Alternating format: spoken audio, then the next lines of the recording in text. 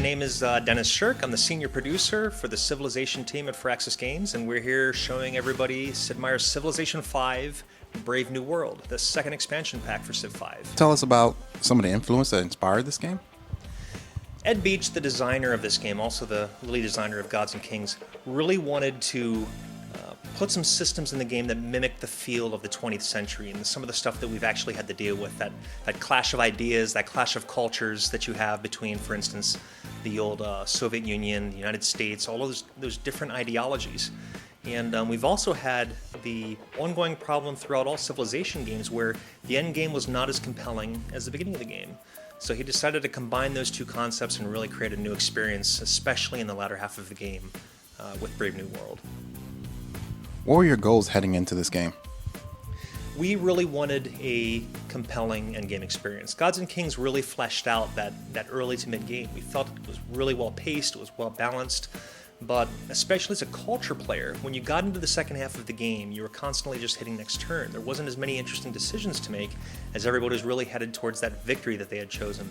So we really wanted to put some systems in place to really encourage those builders, those people that really enjoyed the diplomatic interactions, to put more things in there for people to have to react to and to just create in the game. So World Congress, the ideology system, a whole new culture victory, international trade, archaeology. There's just a lot of new gameplay for people to really explore. How do you feel this game pushes the genre forward? I think this is probably going to be the quintessential Civilization V experience with this. It's the kind of thing that we were really focusing on with Beyond the Sword and Civ 4. This is what we really want to round out the whole experience. So for people that are really looking for a start to finish experience that's just is going to give them the whole ball game in terms of really interesting gameplay, I think this is the one that's going to close it up. We hope. You can never know what's going to happen in the future, but this is where we hope it's going to be in a good place. Can you tell us about the character storylines and some of the new characters in this expansion pack? Sure. We're introducing 9 new civs, just like we did in Gods and Kings. It's a mixture of civs that the fans were really looking for, and a mixture of civs that will really play the new game systems well. The ones that we've already talked about that have been introduced in the past, we've got Poland, Casimir III of Poland. We've got Ashurbanipal of Assyria. We've got Pedro II of Brazil. Some of the 2 new civs that we haven't talked about until now is Maria I as Portugal. All of her traits and her uniques all have trade involved. Obviously, we can't have a big new trade system in the game that doesn't involve Portugal. We've got Shaka of the Zulu, and his stuff is all focused on pre-gunpowder, all of his benefits last game long. So he's got a unique unit called the Impy, which has actually a double attack. It has a ranged attack followed by a punch-you-in-the-face melee attack. His trait gives him lower unit maintenance overall, and he's got a 25% experience bonus for pre-gunpowder units. Overall, he's going to be a really dangerous civ early in the game. What's new when it comes to the gameplay experience? Oh, there's tremendous amounts that's new. We've got international trade, which goes game long. It starts right away at animal husbandry when you build the caravan, and then the cargo ship at sailing.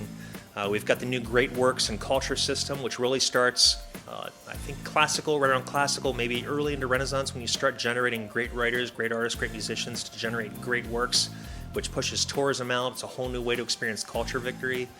We've got archaeology now, which has a new resource that appears on the map. Once you research archaeology, called antiquity sites, you can use archaeologists to really dig this stuff up and find artifacts that help with tourism, or you can build landmarks with it. We've got ideologies, so every civ at a certain point in the game has to choose a direction for their people, and these ideologies are really going to clash with each other. And if you're playing a tourism-influence heavy game and you're really overbearing in terms of your tourism against other civilizations, your ideology is going to start making other people or other civilizations very unhappy, to the point that they could even have cities that flip over to your side. So there's a lot of cool new systems in place for that. You've got the World Congress too, which is going to have a whole other layer to diplomacy. These resolutions that you can pass in the World Congress are game-changing rules. So you can do worldwide projects that are like wonders that everybody can work on. You can have pejorative effects like trade embargoes or standing army taxes. There's a tremendous amount of new gameplay.